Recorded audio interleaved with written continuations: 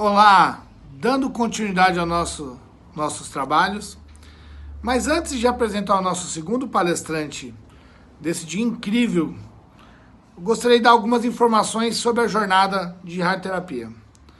Já foram mais de 3.100 quilos de alimento, 1.200 litros de leite, 220 kits de higiene pessoal, 550 brinquedos e cerca de 450 ovos de Páscoa arrecadado com essas ações beneficentes. Show de bola! Isso graças a você que colabora, que participa, que está sempre junto com a gente nesses eventos. Beleza? Vamos ao nosso novo palestrante. Só lembrando aí que nós temos a vaquinha virtual esse ano na modalidade da vaquinha virtual. Quem puder colaborar com qualquer valor, para a gente continuar com nossas ações, principalmente focadas no Dia da Criança, agradeço a todos. Próximo palestrante, falamos aí de 2D, 3D, agora vamos falar dessa evolução, né, que é o IMRT, que é um grande salto que a radioterapia deu. E para falar desse tema, chamo o meu grande amigo Wesley Viana. Toca aí, Wesley, abraço! Fala galera, meu nome é Wesley Viana, sejam todos bem-vindos. Gostaria de agradecer ao PHD Eventos, ao Paulo, né, PHD Eventos, e também a todos vocês que estão aí na audiência. Obrigado pelo prestígio.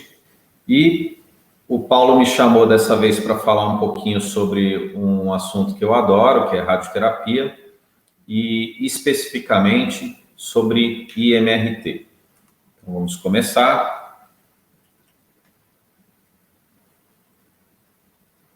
IMRT, radioterapia com intensidade modulada do feixe, ou simplesmente radioterapia com intensidade modulada.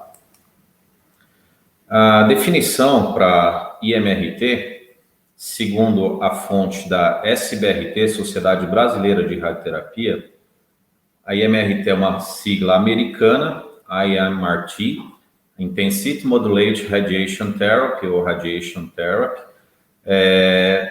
radioterapia de intensidade modulada, na tradução aí para português. A IMRT, e eu digo A porque quando a gente pensa que é uma radioterapia de intensidade modulada, então é a radioterapia e não o IMRT, certo? A IMRT foi desenvolvida para superar as limitações da radioterapia conformada.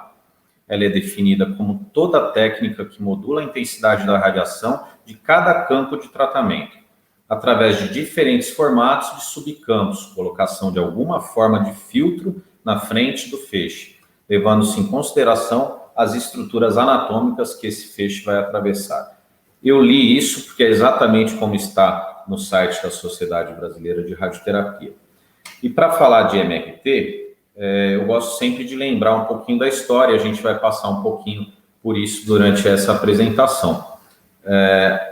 Houveram grandes avanços na radioterapia, como, por exemplo, a introdução das imagens de alta qualidade, e aí a gente fala assim, é um avanço da radioterapia? Sim, mas também precisou desse avanço das modalidades de imagem, com a introdução da tomografia, para que a gente também na radioterapia pudesse avançar. Então, por muito tempo, né, nessa breve história que eu vou contar aqui, A radioterapia começou nos Estados Unidos, em Chicago, com Emil Grubet, no Hahnemann Medical College, em 1896. Então, a gente está falando aí de 124 anos atrás.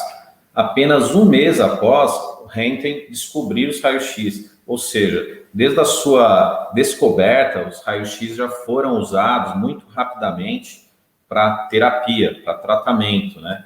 Primeiro até do que para se fazer imagens, na minha opinião.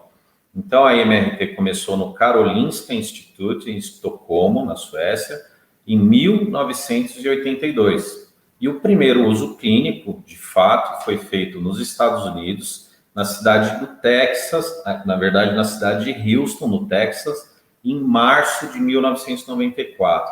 Então, houve um grande gap entre 1896 para se começar a estudar a IMRT em 1982 e de 82 somente em 94 é que a gente pôde fazer, depois de todos os testes, todos os artigos, todos os estudos necessários e também esperar a tecnologia evoluir para que em 94 a gente pudesse usar isso clinicamente. Então, só para a gente separar esse grande avanço, Estados Unidos, Suécia, depois, em 94, o primeiro tratamento, e no Brasil, a gente teve a primeira IMRT aqui no ano 2000, isso começou no Sírio-Libanês, em 13/10/2000. Eu era um jovem técnico lá no Hospital Sírio-Libanês e eu tirei essa foto aqui, né? Aqui nessa foto tem o Marquinhos também, que é técnico lá atrás, o corpo de físicos e médicos, a Silvana, que também é técnica. Então, eles estavam presentes nesse momento aí e ficou esse registro bacana. Então, a gente falou um pouquinho da década de 60, mas o começo dos anos 80 e 90 é que houve toda essa melhora dos sistemas de planejamento, como, por exemplo, o advento do planejamento inverso, que hoje a MRT, do jeito que nós conhecemos, ela só é possível por causa desses grandes avanços, como o planejamento inverso também pode ser tema para uma próxima aula. Em 94, como eu disse, o sistema Nomos Peacock foi introduzido como a primeira unidade de entrega comercial da MRT. Então, não se tinha tecnologia para se fazer MRT. Em 94, essa tecnologia já estava presente e disponível. Então, o sistema Peacock, que é pavão em português, foi a primeira unidade comercial de entrega da MRT.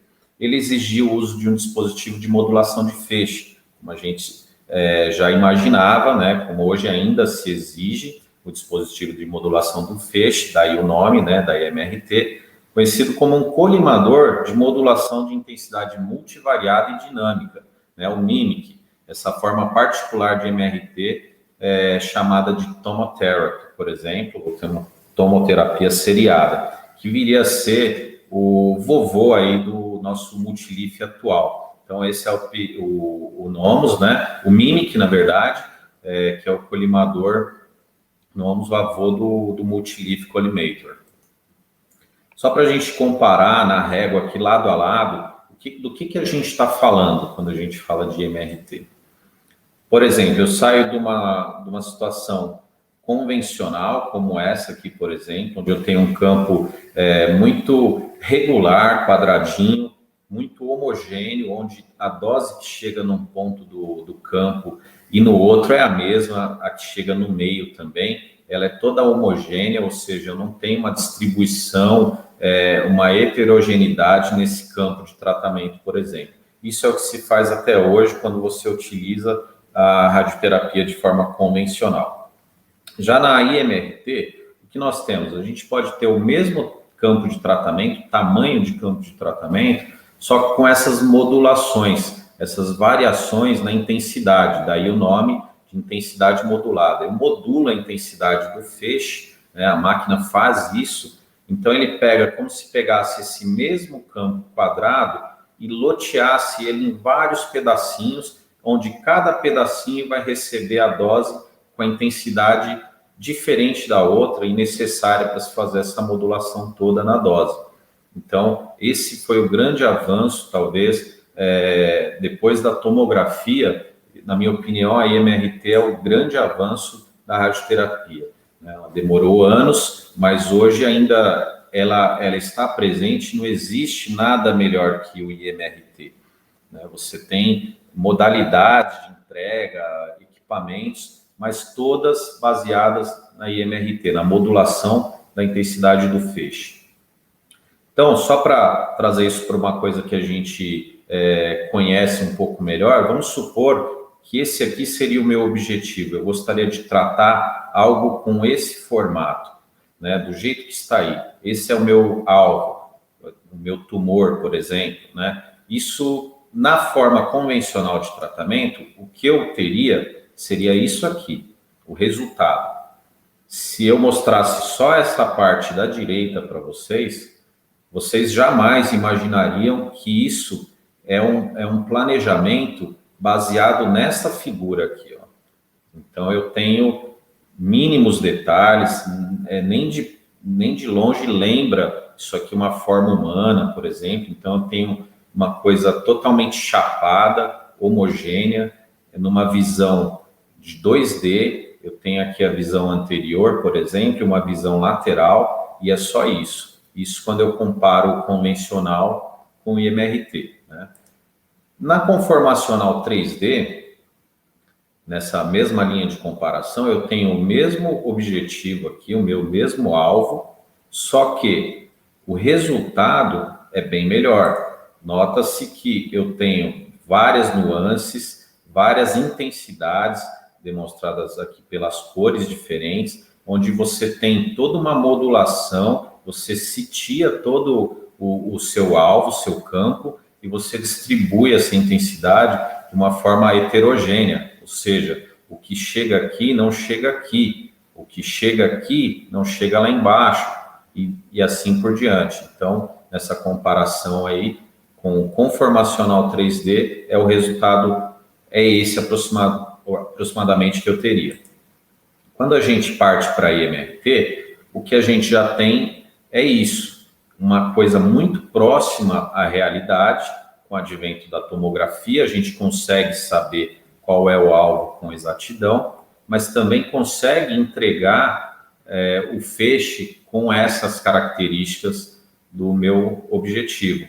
Então, é um detalhamento, é como se fosse você esculpir mesmo o feixe de tratamento, variando a intensidade para obter um resultado muito parecido com o que você tem lá na origem, no seu objetivo. Então, é um exemplo assim bem facinho para a gente entender do que é o IMRT, o que é o 2D, o que é o 3D, tá bom?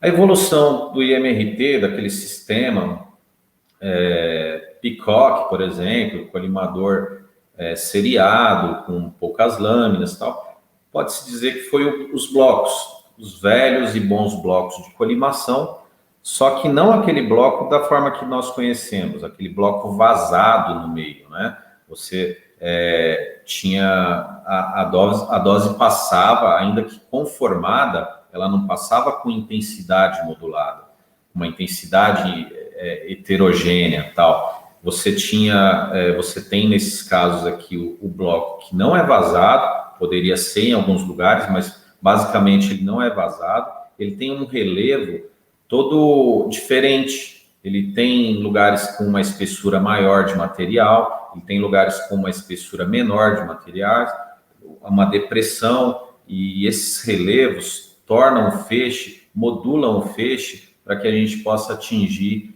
o nosso objetivo.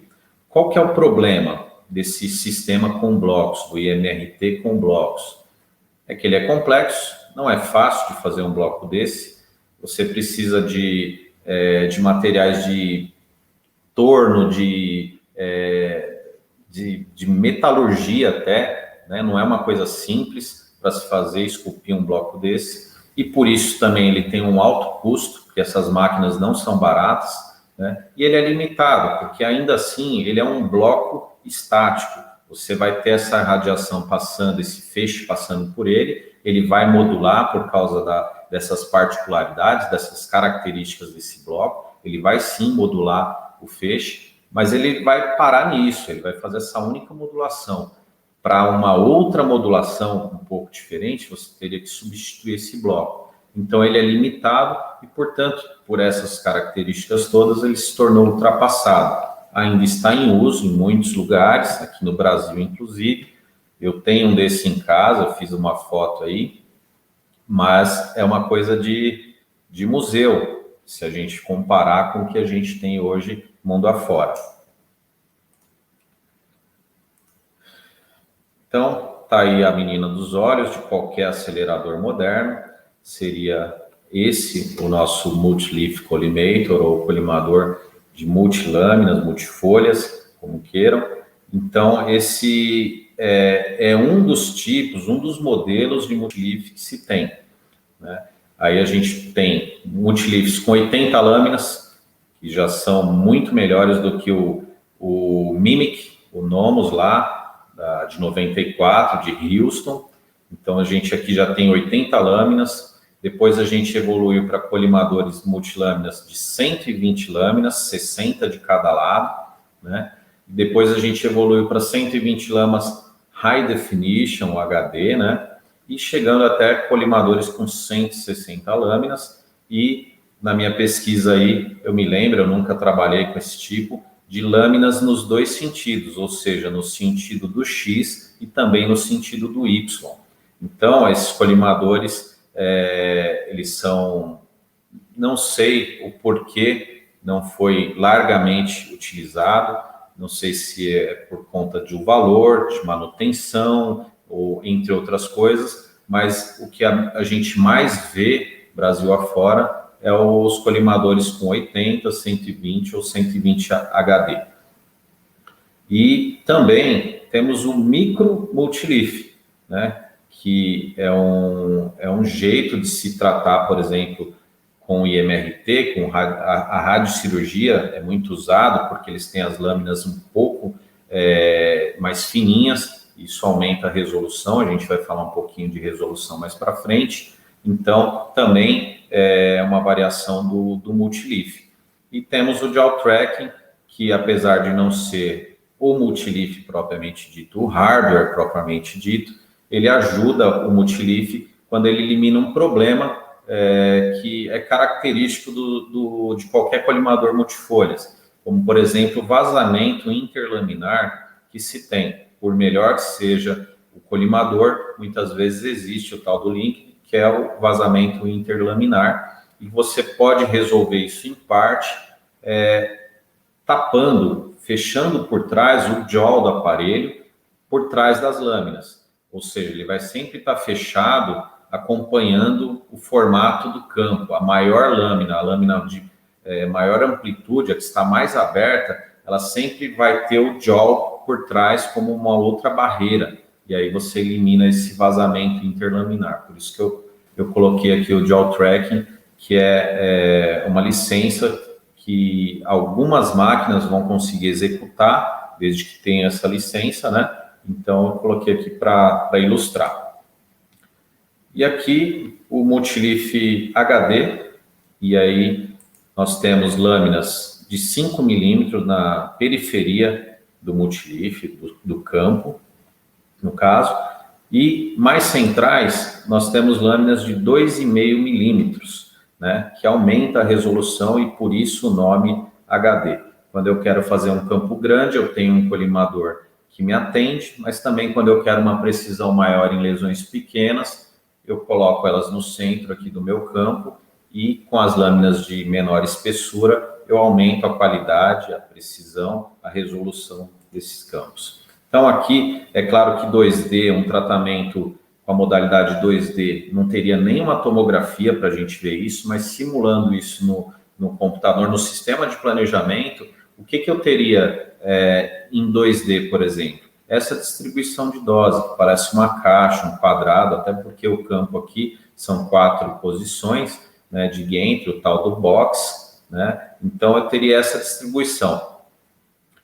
Comparado com o 3D, eu poderia aumentar meu número de entradas de campo e ter uma distribuição um pouco melhor. Olha quanta coisa já está se poupando só por ter aumentado, pelo incremento da tomografia, por se conhecer o que se quer irradiar e também com a tecnologia e uma distribuição, um número de entradas, um planejamento melhor, que é o 3D, como isso mudou para muito melhor. E aí a gente chega na IMRT, que a distribuição é visivelmente melhor, né? É relativamente, visivelmente melhor que a 2D, com certeza, e bem melhor do que a 3D também. Você vê o que está sendo poupado aqui, com o mesmo número de entrada de campos, mas por causa da modulação, e aí você vê que os campos não são, né, homogêneos, aquele chapado, né, e você tem aqui a modulação do feixe, o que entorta essa distribuição aqui para acompanhar o que você precisa atingir e o que você precisa evitar. Então, a distribuição melhor, isso tudo melhora a qualidade de vida, diminui efeitos colaterais e aumenta a aceitação do tratamento, com certeza. Só para a gente fechar isso, olha aqui a comparação daquele box, a distribuição do 3D e a da IMRT aqui, como que a gente está poupando, por exemplo, parótida. Olha quanto eu irradiaria de parótida nesse caso, usando 3D, que já é muito bom, aqui poupando boa parte, aqui nem tanto, e olha na IMRT como as coisas são diferentes, né? Região aqui também, né? Aqui medula dentro, aqui medula bem melhor, então tudo isso com o advento da tomografia e, consequentemente, da MRT, a gente obteve esses resultados. Olha lá, a parótida. E aí, do que essa máquina é capaz, do que esse hardware é capaz? Para quem nunca viu em funcionamento essas lâminas, né? Está um pouquinho acelerado o vídeo para a gente não estourar o tempo, mas olha os formatos que ele consegue fazer, as conformações que ele consegue realizar, né? O Multilif HD, por exemplo. Então, esse é um teste que a máquina pode fazer, é um teste que pode ser feito durante a manutenção do sistema, e os engenheiros colocam esse teste para rodar, e eu resolvi colocar aqui para exemplificar a modulação. Olha as possibilidades que a gente tem quando a gente tem um Multilif. Os jaws lá por trás. E para falar em resolução, entender um pouquinho melhor o que eu estou falando, vamos supor que eu quisesse irradiar com um Multilif de 80 lâminas, por exemplo. Eu quisesse fazer uma colimação num campo usando um Multilif de 80 lâminas. As lâminas são mais grossas, mais espessas, então eu teria essa colimação aqui. É claro que em alguns momentos, esse serrilhado, eu não vou conseguir fazer perfeitamente a minha colimação. No de 120, isso já melhora sensivelmente, né? Olha como eu consigo aqui fazer a minha modulação com uma resolução muito melhor do que eu faria com 80 lâminas somente. E se a gente trouxer isso para campos menores e mais centrais, onde eu posso aproveitar as minhas lâminas menos espessas, né?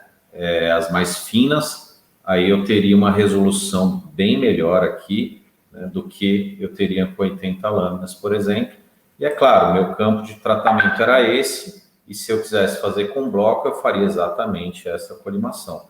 Então, o bloco é imbatível quando se trata dessa resolução. Porém, ele perde em muitos outros aspectos, deixa a desejar em outros aspectos, e ele foi sobrepujada pelos colimadores multifolhas, mas eu gostaria de atingir esse objetivo aqui do bloco, e com o Multilif de 120 lâminas, muitas vezes eu consigo chegar próximo a isso. Então, só para vocês terem um exemplo aí do que é resolução de Multilif, quando falarem para você de um Multilif 120, é uma coisa, quando falar de High Definition, ou alta resolução, alta definição, é por causa dessa resolução que é melhor.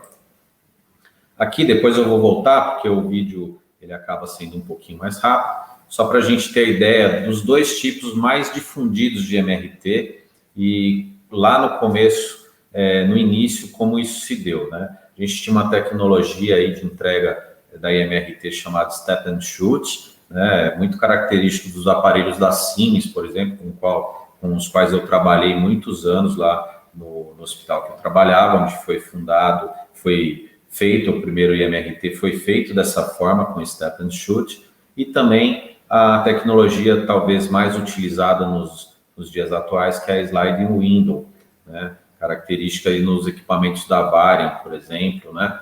Então, qual que é a diferença disso? Eu vou voltar ao slide para falar que no tempo que eu estou conversando, olha aqui, ele tem que irradiar, fazer um outro campo, irradiar de novo, fazer um outro campo, irradiar de novo, o feixe vai ligando e desligando. Portanto, o Step and Shoot, ele faz a modulação e atira.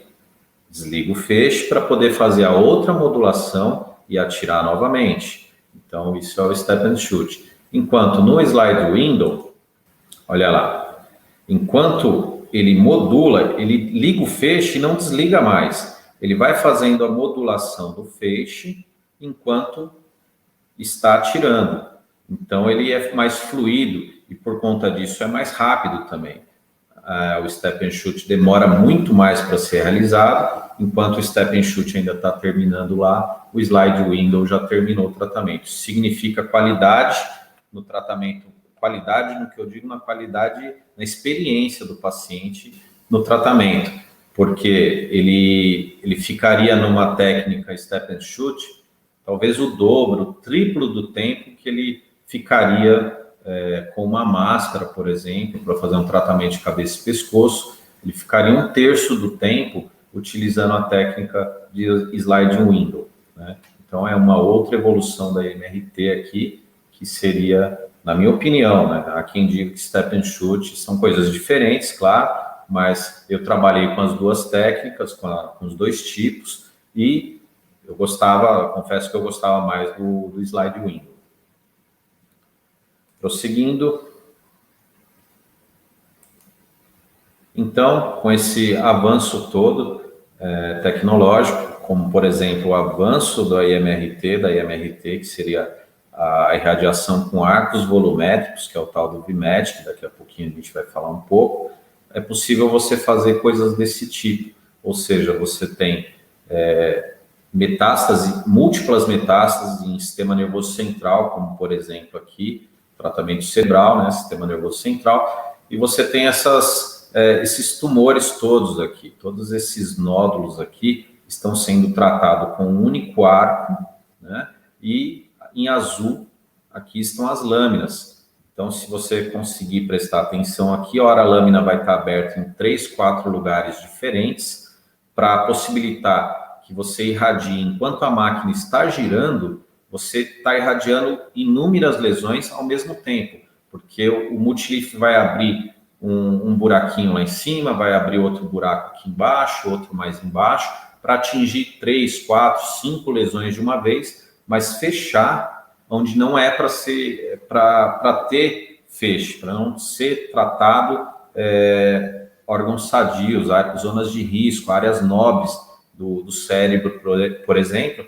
Então, o multilif vai estar sempre trabalhando freneticamente ali para fechar onde não é para passar a radiação, mas deixar aberto onde tem lesão. Então, com isso, é possível a gente irradiar, por exemplo, todas essas lesões com um único feixe ou com 2 arcos de radiação, porque em todo tempo o multilif vai estar ajudando. Então, isso é uma evolução da MRT e foi só possível com essa advento de tecnologia, tanto em software quanto em hardware, né? Mas se o MRT foi uma grande evolução na radioterapia, a VMAT, a técnica de VMAT, ela é uma evolução da IMRT, né? Então, as coisas não param.